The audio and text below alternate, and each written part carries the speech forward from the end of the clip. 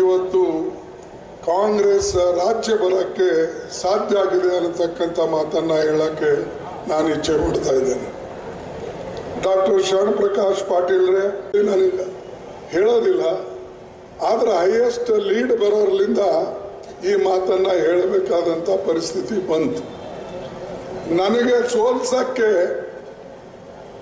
ಇಡೀ ದೇಶನೇ ಒಕ್ಕಟ್ಟಾಗಿತ್ತು. ಇಡೀ ಮೋದಿ ಹಿಡ್ಕೊಂಡು ಶಾ ಹಿಡ್ಕೊಂಡು ನನಗೋಸ್ಕರ ಅವರು ಇಲ್ಲೊಂದು ಕ್ಯಾಂಪೇ ಮಾಡಿಬಿಟ್ಟಿದ್ರು. ಶಾನು ಬಂದು ಒಂದು ಕ್ಯಾಂಪ್ ಮಾಡ್ದ, ಮೋದಿ ಅವರು ಬಂದು RSS ನವ್ರದ್ದು ಒಂದು ಕ್ಯಾಂಪ್ ಮಾಡ್ದ. ಇನ್ನು ಸೂಳಿ ಬೆಲೆ ಎಂತ ಬೆಲೆ ಎಂ.ಐ. ಪಾಟೀಲ್ರೆ ಇಲ್ಲೇ ಮಾಡಿದನಲ್ರಿ ಅವನು ಸಿನಿಮಾ ತೋರಿಸಿದ್ದಲ್ಲ ಇದೇ ಜಾಗದಲ್ಲಿ ಸೂಳಿ ಬೆಲೆ. ಇಂಥವ್ರೆಲ್ಲ ಬಂದು ಸೂಳಿ ಬೆಲೆ ಆ ಬೆಲೆ ಈ ಬೆಲೆ ಬಂದು ನನಗೊಂದು ಟಾರ್ಗೆಟ್ ಅವ್ರು ಮಾಡಿದ್ರು. ನನಗೇನನ್ಸಿತ್ತು, ಅವ್ರು ಮಾಡಿದಂಥ ಟಾರ್ಗೆಟ್ಗೆ ಕಲಬುರಗಿ ಜನ ಎಂದೂ ಸ್ಪಂದಿಸಲಿಲ್ಲ ಅನ್ನತಕ್ಕಂಥ ಧೈರ್ಯ ನನಗಿತ್ತು. ಆದರೆ ದುರ್ದೈವದಿಂದ ನನಗೆ ಸೋಲಾಯಿತು. ಮೋದಿ ಅದನ್ನೇ ಪದೇ ಪದೇ ಇನ್ನೂ ಕೂಡ ಅಲ್ಲಿ ಇಲ್ಲಿ ಹೇಳ್ತಿರ್ತಾನೆ. ಇಷ್ಟೇ ಅಲ್ಲ, ಅವರು ಒಳಗಿಂದ ಒಂದು ಸಂಚು ಮಾಡಿ ಈಗೂ ನಮ್ಮ ಜನರಿಗೆ ಕಾಂಗ್ರೆಸ್ದವರಿಗೆ ಬೇರೆ ರೀತಿಯಿಂದ ಹೇಳ್ತಕ್ಕಂಥ ಪ್ರಯತ್ನವನ್ನ ಮಾಡ್ತಾರೆ. ದಯವಿಟ್ಟು ನಾ ಮೊದಲೇ ಹೇಳಿದ್ದೀನಿ ನೋಡಿ, ಒಬ್ಬ MP ಆಗಿ, ಒಬ್ಬ ಮಂತ್ರಿ ಆಗಿ, ಹಿಂದೆನೂ ಕೂಡ ಮಂತ್ರಿ ಆಗಿ ನಾನು ಏನು ಕೆಲಸ ಕಾರ್ಯಗಳನ್ನ ಈ ಜಿಲ್ಲೆಯಲ್ಲಿ ಮಾಡಿದ್ದೇನೆ ಅಥವಾ ನನ್ನ ಹಿಂದಿನ ಮತಕ್ಷೇತ್ರದಲ್ಲಿ ಮಾಡಿದ್ದೇನೆ, ಇದು ಎಲ್ಲ ನಿಮಗೆ ಗೊತ್ತಿದೆ. ಅನೇಕ ಬ್ಯಾರೇಜ್ಗಳು ಹಿಡ್ಕೊಂಡು, ರಸ್ತೆಗಳು ಹಿಡ್ಕೊಂಡು ಇವತ್ತು ರಾಷ್ಟ್ರೀಯ ಹೆದ್ದಾರಿನೂ ಕೂಡ ನಮ್ಮ ಶೋಲಾಪುರಿಂದ ಅಫ್ಜಲ್ಪುರ್ಲಿಂದ ಹೋಗ್ತಕ್ಕಂಥದ್ದು ಮಾಡಿದೆ. ಇಲ್ಲಿಂದ ರಾಷ್ಟ್ರೀಯ ಹೆದ್ದಾರಿ ಬೆಂಗಳೂರಿಗೆ ಹೋಗೋದು ವಾಯಾರ.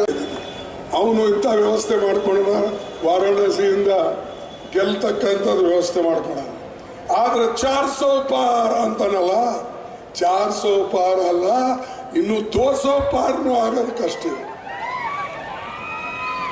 ಅದಕ್ಕೆ ಸ್ವಲ್ಪ ಮಾತಾಡೋದನ್ನು ಸ್ವಲ್ಪ ತಿಳುವಳಿಕೆಯಿಂದ ಮಾತಾಡಿದ್ರೆ ಪ್ರೈಮ್ ಮಿನಿಸ್ಟರ್ನು ಗೌರವ ಬರ್ತದೆ. ಎಲ್ಲ ಜನರಿಗೂ ಕೂಡ ಇದ್ರ ಬಗ್ಗೆ ಒಂದು ಏನಪ್ಪ ಪ್ರೈಮ್ ಮಿನಿಸ್ಟರ್ ಭಾಳ ಒಳ್ಳೆ ರೀತಿಯಿಂದ ಮಾತಾಡ್ದ ಅಂತ ಹೇಳಿ ಇವತ್ತು ಎಲ್ಲರಿಗೂ ಗೊತ್ತಾಗುತ್ತೆ.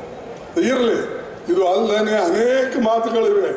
ಎಲ್ಲ ಹೇಳ್ಕೊತ ಕೂತ್ರೆ ಸಮಯ ಆಗ್ತದೆ. ಇನ್ನು ಸಿದ್ದರಾಮಯ್ಯನವರು ಮಾತನಾಡ್ತಾರೆ ಸವಿಸ್ತರವಾಗಿ. ನಮ್ಮ ಮಾತು ಆಳಂದಕ್ಕೆ ಹೋಗಬೇಕು, ಅಲ್ಲಿಂದ ಬೀದರ್ಗೆ ಹೋಗಬೇಕು, ನಾನು ಅಲ್ಲಿಂದ ಬೀದರ್ಲಿಂದ ಮತ್ತೆ ಡೆಲ್ಲಿಗೆ ಹೋಗ್ಬೇಕು ರಾತ್ರಿ.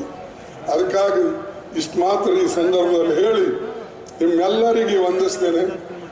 ನೀವು ಈ ಸಲ ಆದರೂ ನಮ್ಮ ಅಭ್ಯರ್ಥಿ ರಾಧಾಕೃಷ್ಣ ದೊಡ್ಡಮನಿ ಇವರಿಗೆ ಕೈ ಬಿಡಬಾರ್ದು, ಭಾರಿ ಬಹುಮತದಿಂದ ಗೆಲ್ಲಿಸ್ಬೇಕಂತ ಹೇಳಿ ನಿಮಗೆ ಕೈ ಜೋಡಿಸ್ತೀನಿ.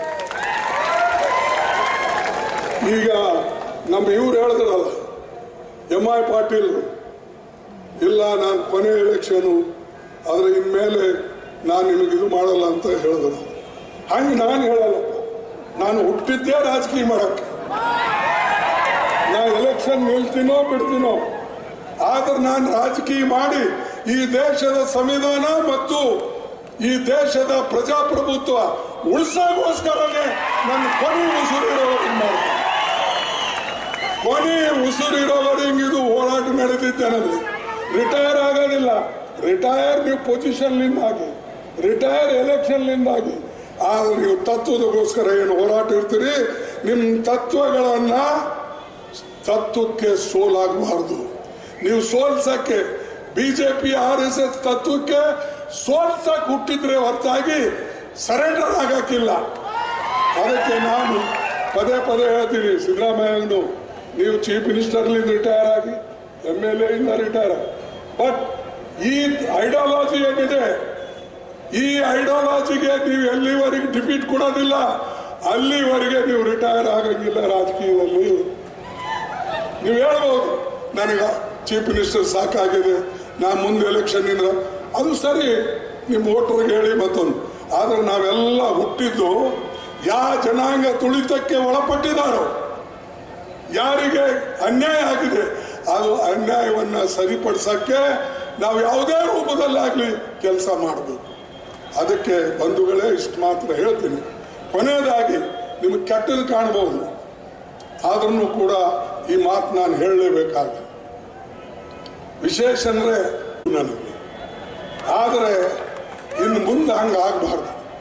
ಅದಕ್ಕಾಗಿ ನಿಮಗೆ ಒಂದು ಮಾತು ಹೇಳ್ತೀನಿ ನಾನು, ಈ ಓಟು ಯಾವುದೇ ರೀತಿಯಿಂದ ತಪ್ಪಬಾರದು. ತಪ್ಪಿದ್ರೆ ನಾನು ತಿಳ್ಕೊಳ್ತೀನಿ ನನಗಿಲ್ಲಿ ಸ್ಥಾನ ಇಲ್ಲ, ಅಥವಾ ನಿಮ್ಮ ಹೃದಯದಲ್ಲಿ ಅಥವಾ ನಿಮ್ಮ ಹೃದಯ ಗೆಲ್ಲಕ್ಕೆ ನನಗೆ ಸಾಧ್ಯ ಆಗಲಿಲ್ಲ ಅಂತಕ್ಕಂಥದ್ದು ನನಗೆ ಅನಿಸ್ತದೆ.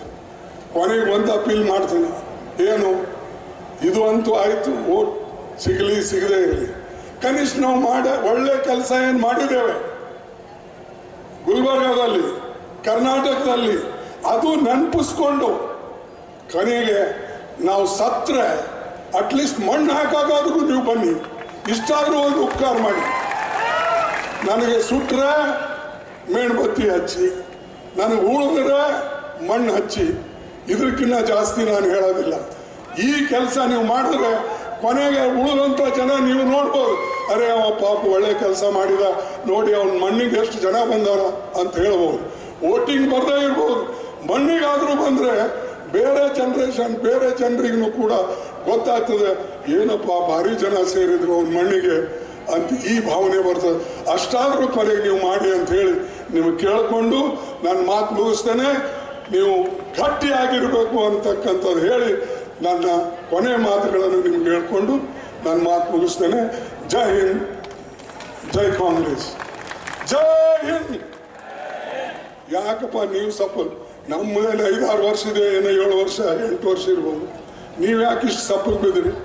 ಜೈ ಹಿಂದ್, ಜೈ ಹಿಂದ್, ಜೈ ಕಾಂಗ್ರೆಸ್.